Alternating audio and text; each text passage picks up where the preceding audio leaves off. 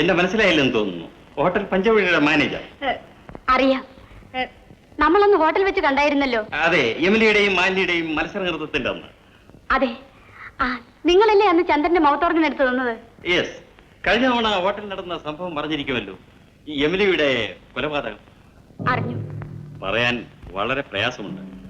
എങ്കിലും മിസ് നളിനിയെ സഹായിക്കേണ്ടത് എന്തോ എന്റെ കടമയാണെന്ന് തോന്നുന്നു.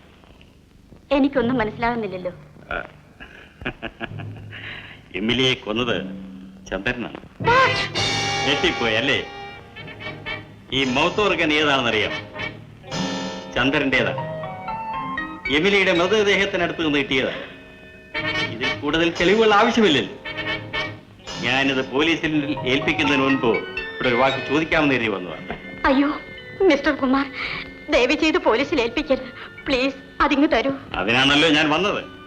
അതിനെന്ത് പ്രതിഫലം വേണമെങ്കിലും ഞാൻ തരാം കുമാർ, പ്ലീസ് കുമാർ. 25,000 രൂപ തരണം. 25,000 രൂപയോ? അതെ.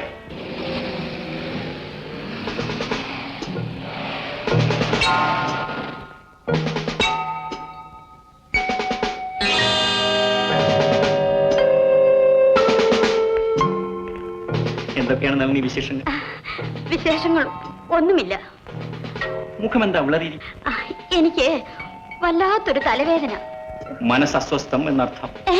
അല്ല, ചന്ദ്രൻ സുഖമില്ല കിടക്കുകയല്ലേ, അതുകൊണ്ട് നളിനിക്ക് മനസ്സുഖം കാണുകയില്ലല്ലോ. അതെ അതെ, ശരിയാണ്.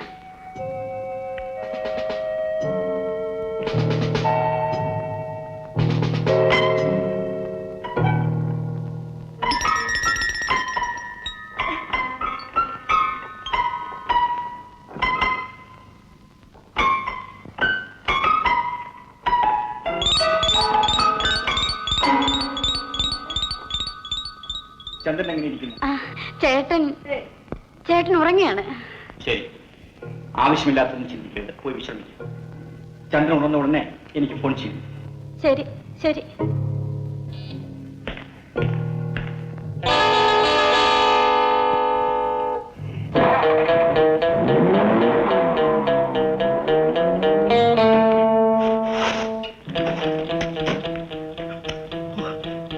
ആകെ ഭയന്നു. ഞാനും. നിങ്ങൾ ചോദിച്ച 25,000 രൂപ ഞാൻ തരാം. പക്ഷെ ഇപ്പോൾ കൈവശമില്ല. ബാങ്കിൽ നിന്ന് എടുത്തു തരാം. ഞാൻ രൂപ ഹോട്ടലിൽ കൊണ്ടുവന്ന് തരാം. പ്ലീസ്, ഇനി ഇതുമായി ഇങ്ങോട്ട് വരണ്ട. വന്നാൽ പല ആപത്തും ഉണ്ടാകും. ശരിയാണ്. ഇന്ന് തന്നെ കൊണ്ടുവരുമോ? കൃത്യം 3 മണിക്ക് കൊണ്ടുവരാം. ഞാൻ ഹോട്ടലിൽ കാത്തിരിക്കും. ശരി, ഓക്കെ. അങ്ങനെ മാനേജർ കുമാർ ഇന്ന് 25,000 രൂപ ഉണ്ടാക്കാൻ പോവുകയാണ്. നാളെ കാശ് ഉണ്ടാക്കട്ടെ സാർ. നമുക്ക് വേണ്ട സഹായ സഹകരണങ്ങൾ ചെയ്ത് കൊടുക്കാം. എന്താ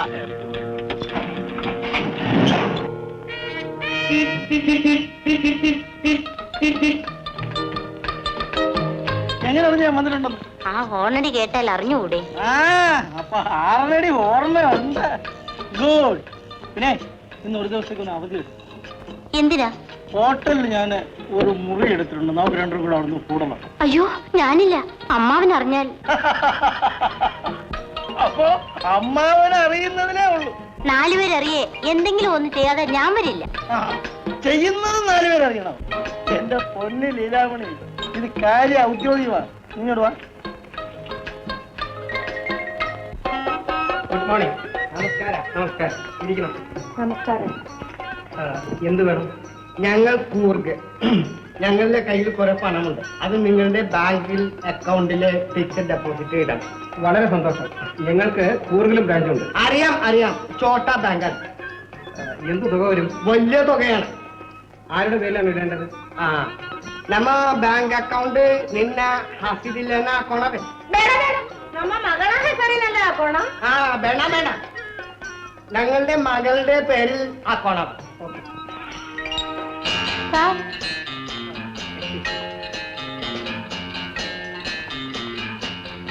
പണം എടുത്ത് വെച്ചിട്ടുണ്ടോ സാർ? ഫോൺ കിട്ടിയപ്പോഴേ 25,000 രൂപ എടുത്ത് വെച്ചിട്ടുണ്ട്. കാഷ്യറോട് വാങ്ങിക്കോളൂ. Thank U.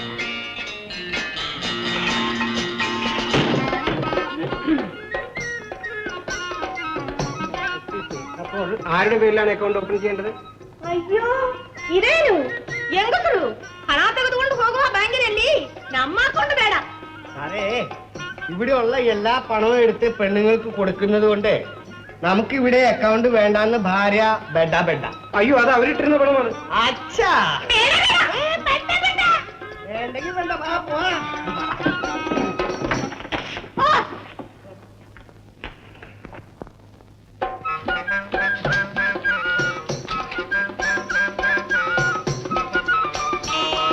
എനിക്ക് പേടിയാവുന്നു. എന്തിനാ? എനിക്ക് തെലുങ്ക് അറിയില്ല. ഇത് എനിക്കറിയാമോ? ഇനി അത് വളരെ ഈസി അല്ലേ. ആര് ചോദിച്ചാലും ഒന്നു ഒന്നു എന്ന് പറഞ്ഞാൽ മതി. എന്തോന്നു? ഒന്നു എന്ന് പറയാൻ കേൾക്കട്ടെ. ഒത്തു. ഒത്തൊന്നല്ല, ഒന്നു.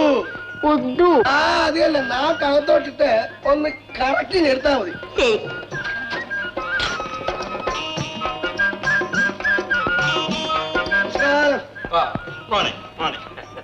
ఏమండి మంచి బాత్రూమ్ కావాలి. వాట్? సారీ మంచి డబుల్ రూమ్ కావాలి. Air condition room madam. ఏమే ఎయిర్ కండిషన్ కావాలి. ఒత్తు. Telephone room madam. ఏమో టెలిఫోన్ రూమ్ కావాలి. ఒత్తు. టాప్ ఫ్లోర్ అనో సెకండ్ ఫ్లోర్? పైన రూమ్ కావాలి, కింద రూమ్ కావాలి. ఓందు. Manager Yes. మంచి రూమ్ చావి ఇవ్వండి. బాయ్.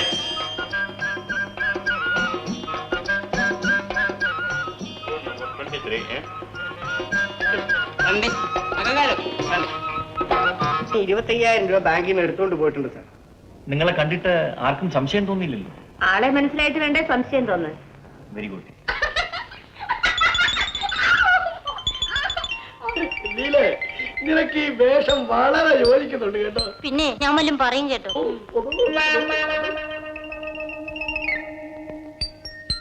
నేను ഒന്ന് കുളിച്ചിട്ട് വస్తాను. ഒത്തു.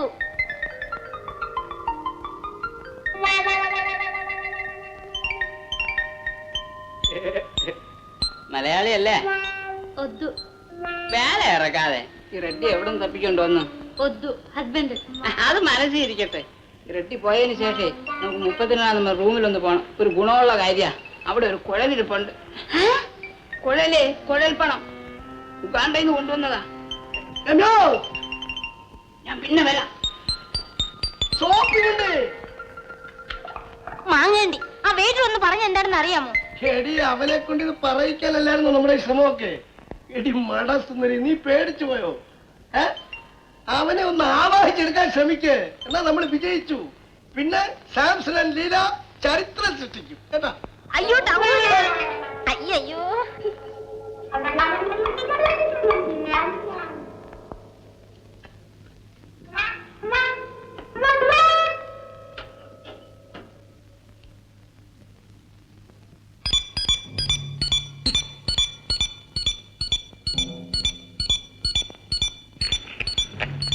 Nagavalli Reddy speaking.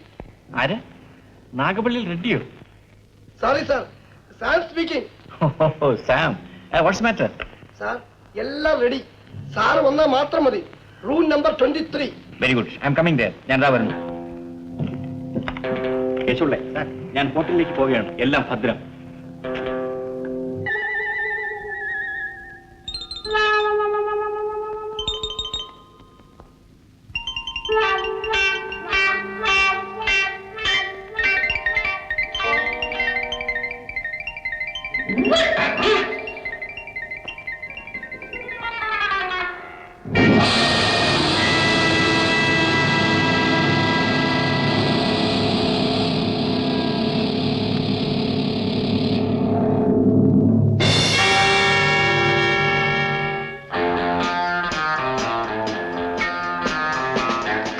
Good evening sir.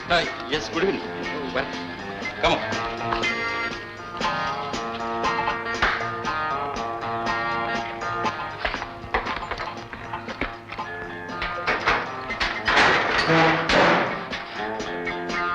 ഞാൻ എന്നെ നോക്കുന്നില്ല.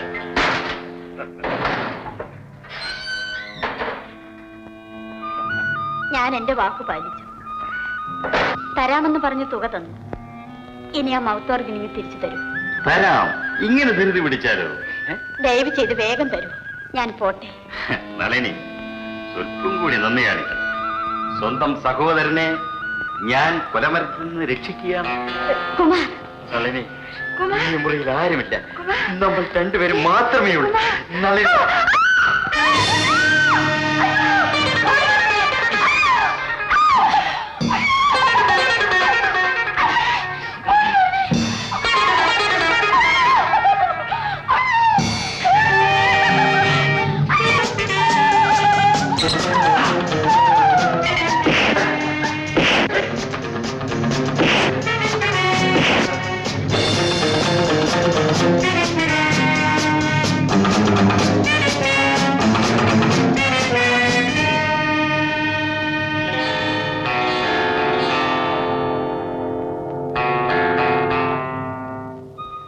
ചന്ദ്രനെ കാണാൻ അനുവദിക്കാതെ അച്ഛനെന്നെ പറഞ്ഞയച്ചപ്പോഴേ എനിക്ക് സംശയം തോന്നി.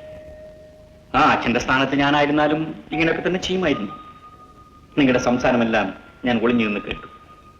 പക്ഷെ ചന്ദ്രൻ ഒരിക്കലും ഈ കൃത്യം ചെയ്യില്ലെന്ന് എനിക്ക് ഉറപ്പുണ്ട്. ഏതായാലും അന്നു മുതൽ ഈ വീട് ഞാൻ വാച്ച് ചെയ്തു തുടങ്ങി. അങ്ങനെയാണ് മാനേജറുടെ വരവിനെ പറ്റി എനിക്ക് മനസ്സിലായത്. ഈ ഉപകരണത്തിന്റെ സഹായത്തോടു കൂടി നിങ്ങളും മാനേജറും തമ്മിൽ നടത്തിയ സംഭാഷണം ഞാൻ എന്റെ ജീപ്പിൽ നിന്ന് കേട്ടുകൊണ്ടിരിക്കുകയായിരുന്നു. മാനേജരാണോ കൊലപാതകം ചെയ്തത്? തീർച്ചയായുമല്ല.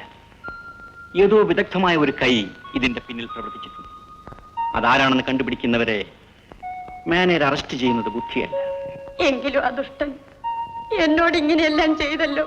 ക്ഷമിക്കണം നളിനി, ഞാൻ അവിടെ വരാൻ ഒരു മിനിറ്റ് താമസിച്ചു പോയി. ആ വെയിറ്റിന്റെ ഡ്രസ് അഴിച്ചെടുത്തിട്ട് ഞാൻ അണിയാൻ കൂടെ താമസം നേരിട്ടു. അതുകൊണ്ടാണ്. നളിനി, കഴിഞ്ഞതെല്ലാം മറക്കൂ.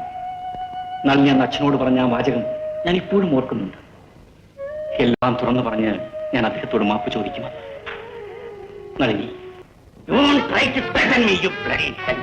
അങ്ങേ ഭീഷണിപ്പെടുത്താനുള്ള കഴിവ് എനിക്കില്ല സാർ. എമിലിയുടെ കൊലപാതകവും ഞാനുമായി യാതൊരു ബന്ധവുമില്ല. ഉണ്ട് സാർ. ഇത്ര ഒച്ചത്തിൽ കോടതിയുടെ മുമ്പിൽ സാറിന് അലറാൻ പറ്റി? കോടതി? What the hell you mean? ഒരു കോടതിക്ക് എന്നെ ഒന്നും ചെയ്യാൻ സാധിക്കും? അങ്ങ് ഇങ്ങനെ ക്ഷോഭിക്കരുത്. തെളിവുണ്ട് സാർ. തെളിവോ? എന്ത് തെളിവ്? എന്ത് തെളിവ്? ഒരു നിമിഷം.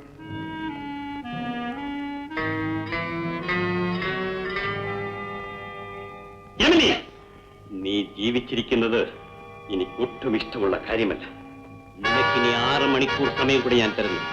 അതിനുള്ളിൽ നീ സത്യം പറഞ്ഞില്ലെങ്കിൽ അവ നിന്റെ അവസാനത്തെ മണിക്കൂറുകളായിരിക്കും. അങ്ങനെ 6 മണിക്കൂറിനുള്ളിൽ ആ കൊലപാതകം നടന്നു. വേണ്ട സാർ, ഞാനത് പ്രതീക്ഷിച്ചിട്ടാണ് വന്നത്.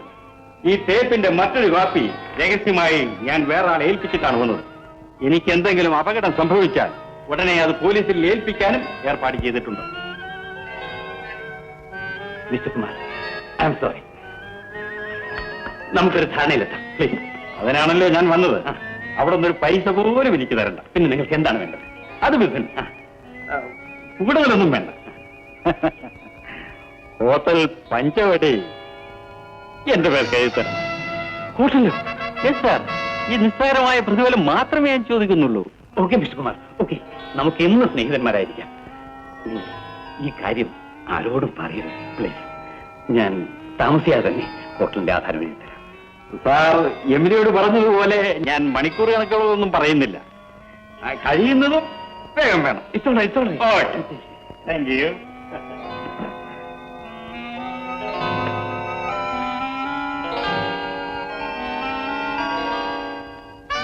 ഈ മൗത്ത് ഓർഗൻ എങ്ങനെ മാനേജറുടെ കയ്യിൽ വന്നു എന്നാണ് അറിയേണ്ടത്. സാർ അത് ഡ്യൂപ്ലിക്കേറ്റ് ആണോ നോക്കണം. നോ. നളിനി സത്യമെല്ലാം തുറന്നു പറഞ്ഞു. നളിനിയുടെ അച്ഛന്റെ നിർബന്ധം മൂലമാണ് ചന്ദ്രന്റെ വരം അവർ ഒളിച്ചു വെച്ചത്. ചന്ദ്രൻ ഈ കൊലപാതകവുമായിട്ട് യാതൊരു ബന്ധവുമില്ലെന്നുള്ളതാണ് എന്റെ വിശ്വാസം. നമുക്ക് ആ യമിനിയുടെ കുഞ്ഞിനെ കോൺവെന്റിൽ നിന്ന് കൊണ്ടുവന്ന് ചന്ദ്രന്റെ റൂമിൽ വിടാം. ചന്ദ്രനിലുണ്ടാകുന്ന പ്രതികരണം എന്താണെന്ന് വാച്ച് ചെയ്യാം. Fine idea. പാവം കുഞ്ഞ്, അമ്മ മരിച്ച വിവരം ഇതുവരെ അതിനറിയില്ല. അതൊക്കെയാണ് ഫേറ്റ് എന്ന് പറയുന്നത്, വിധി. കേശുള്ളേ, സാർ. നിങ്ങളും വിശാലവും കോൺവെന്റിൽ പോയി ആ കുട്ടിയെ കൂട്ടിക്കൊണ്ടുവരും. ഇപ്പൊ കൊണ്ടുവരാം സാർ.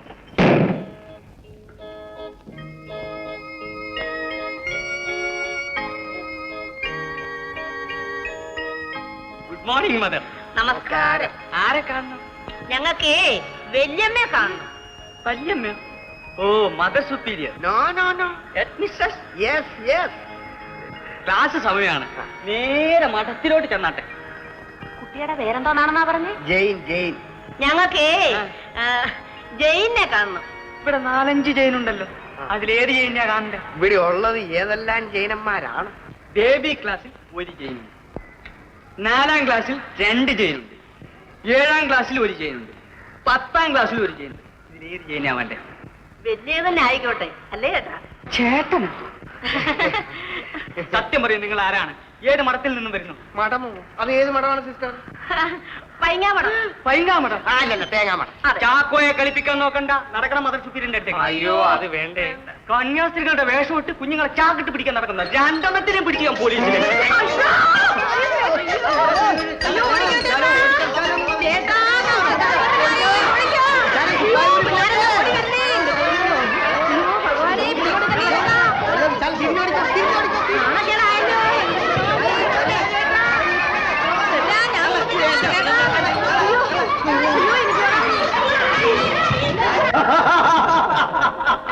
സാറേ, ആ കേശവനോടെ മുഖത്തോട്ട് നോക്കിയത് നാടൻ കണ്ടില്ല. ഏടോ കേശവല്ലേ, എന്തൊരു കുഴപ്പമായി കാണിച്ചത്. ക്ഷമിക്കണം സാർ, ഒരു പത്മശ്രീ കിട്ടുമെന്ന് വിചാരിച്ച് കുട്ടിയെ കൊണ്ടുവരുന്ന ഒരു ഡിറ്റക്റ്റീവ് മോഡലിലാകാമെന്ന് വിചാരിച്ച് പറ്റിപ്പോയതാ. ഇതിങ്ങനെ കലാശിക്കുമെന്ന് ഞാൻ സ്വപ്നത്തിൽ വിചാരിച്ചതല്ല. ഈ വിശാലത്തിന് പറ്റി ഇങ്ങനെ സാറേ എന്നെ കൂടെ കുഴപ്പത്തിലാക്കിയത്. കുഞ്ഞിനെ കൊണ്ടുവരുന്ന ഒരു ഡിറ്റക്റ്റീവ് മോഡലിലായിരിക്കണമെന്നും പറഞ്ഞ് ഈ വേഷം ഇടാൻ പറഞ്ഞു. കഷ്ടകാലത്തിന് ഞാനിതങ്ങ് ഇടുകയും ചെയ്തു. കന്യാസ്ത്രീകളും കുട്ടികളും കൂടി തൂത്തുവാരിയിട്ട് ഇടിച്ചു കളഞ്ഞു സാറേ. എനിക്കതല്ല, ഈ കേസുകളുടെ മീശ ഇനി വളർത്തിയെടുത്ത് വരണമെങ്കിൽ എത്ര കൊല്ലാമെന്ന് കുട്ടിയെ ഗവൺമെന്റിന് കൊണ്ടുവരാൻ വേണ്ടി ഈ വേഷം കെട്ടേണ്ട വല്ല കാര്യവുമുണ്ടോ? സാറേ, അത്രമാത്രം ബുദ്ധി ഉണ്ടായിരുന്നെങ്കിൽ അയാൾ ഈ വേഷം ഇട്ടോണ്ട് ഇവിടെ നിൽക്കുമോ? ഏതായാലും സാം ഒരു കാര്യം ചെയ്യും, ഗവൺമെന്റിൽ പോയി ജയനെ കൂട്ടിക്കൊണ്ടുവരും. സാർ, എനിക്കിനി എന്ത് ഗതി വരാൻ പോകുന്നു?